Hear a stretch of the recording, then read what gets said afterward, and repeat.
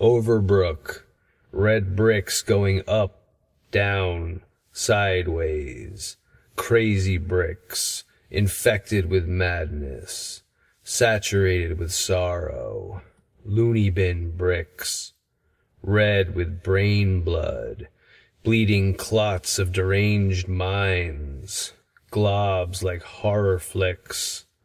But this is real, not some fake thing. Truly dangerous, this rotting hulk in the cold winter rain when the water pours in, where copper sheathing was stolen by junkies at night with ladders who climb in the dark with owls to catch copper and disturb bats. The rain pours in, a ghost keeps moving down long asylum hallways, hellish corridors, and the gurney is still here, getting dripped on now, rusting at the joints, a hulk itself in the corroded shell of the monolithic red brick hospital. A woman screamed here 100 years ago, bled on the straps, cursed God here. Stainless tubes on wheels, once built at a factory, now askew, covered in wet plaster dust. 80-something years ago, a man screamed and wet himself on this gurney. Insulin shock therapy, they called it. The homeowners around the hospital, those people in the neighborhood, could hear the screams from the old asylum on hot summer nights when windows were open and curtains blew in warm gusts after dinner, and the picnic table was covered in paper plates. The screaming would start, killing the jovial buzz. What a party stopper, that screaming. Because in Overbrook Asylum, the wards were hot, the patients were sweaty and horny and confined. Insulin shock therapy. Better than saltpeter, one nurse was heard to exclaim. Of course, that was a different era. Infancy of modern mental health care. Red bricks, climbing with ivy, patients in thin robes and sometimes street clothes, wearing slippers, with shaky hands, smoking pack after pack of cigarettes. Even their brains are sometimes shaking and twitching and rattling. Red bricks, once with windows intact, not broken, not shattered by vandals and generations of trespassing teenagers. Windows with no wounds, with people staring out, watching for the world, hoping to be well someday, secretly knowing that could never be. Empty windows now, empty of faces and sometimes of glass. Not a sanitarium anymore, not a hospital, no asylum here. Spray paint scarred, trashed, burnt, decayed, abandoned. Wake up early, winter rain, black boots, military pants, hooded sweatshirt, morning coffee, standing in the foggy woods.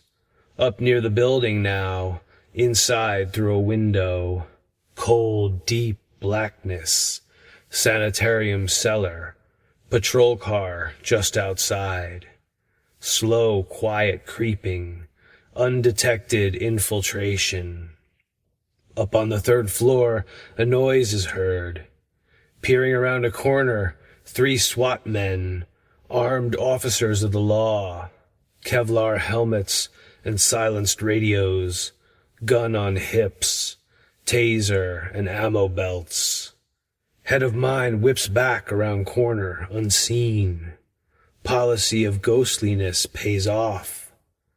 Slip quietly away from police, stormtroopers in modern bulletproof shells, standing in a 100-year-old hallway, protecting the abandoned mental hospital, waiting to bust anyone, everyone who would creep and sneak here among the drips, and plaster puddles.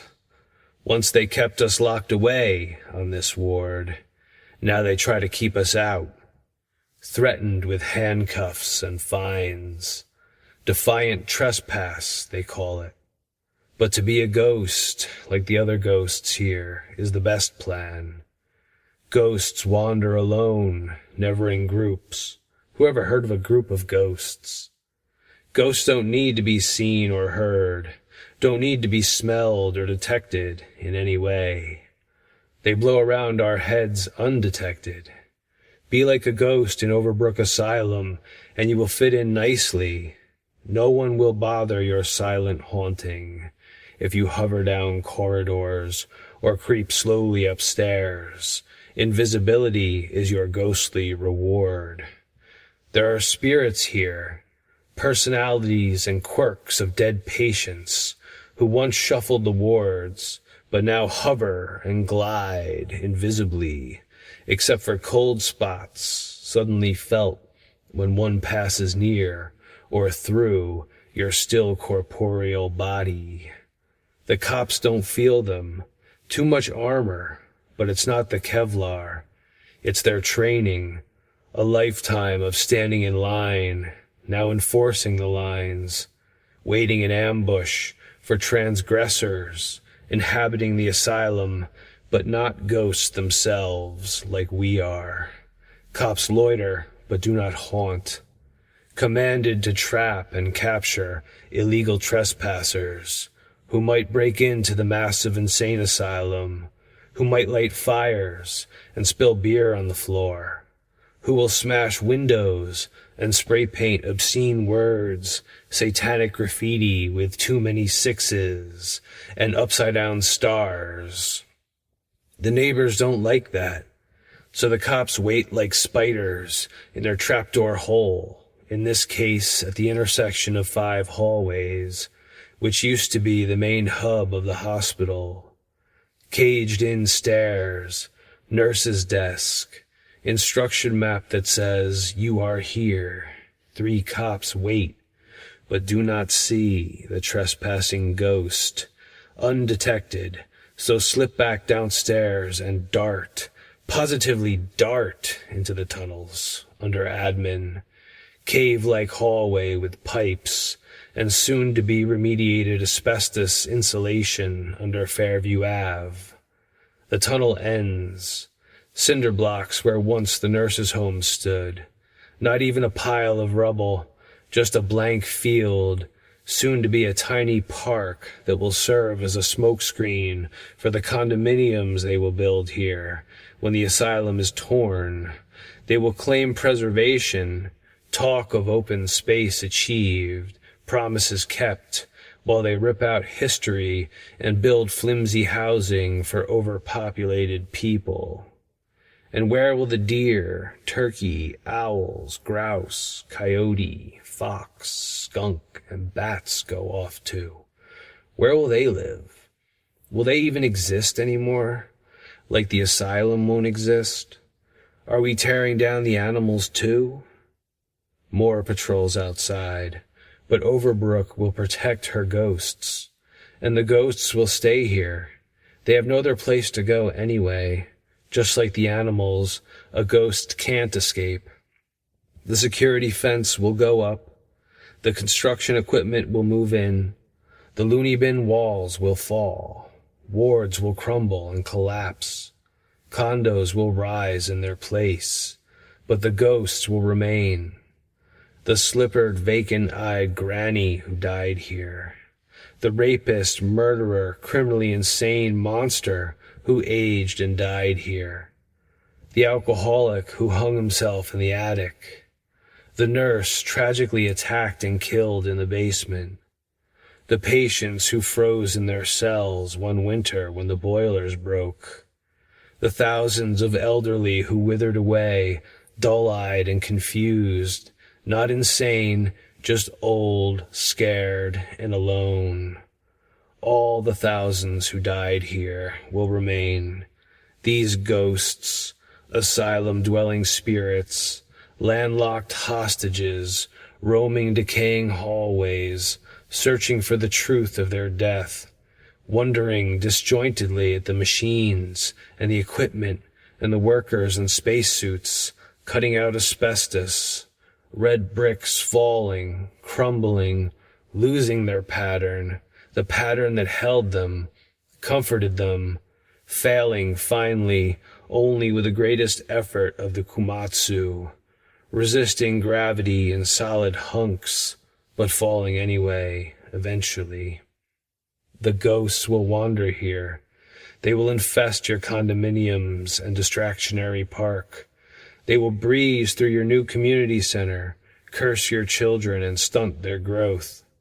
Your people will now live among the insane dead and the ghost of the asylum herself, a savage demon who will not let go of the mountain. The foundations of the condominiums are born in a grave built on contaminated land. All who live in the new homes will be jinxed. Haven't these people ever seen the movie Poltergeist? It could have been open space, and the ghosts would have been free and benign and happy. But now the condominiums might as well be mausoleums. The street signs on the new roads might as well be grave markers. Overbrook will fall, but the mountain will always be haunted. Long live the Overbrook of my many wanderings. Long live her ghosts.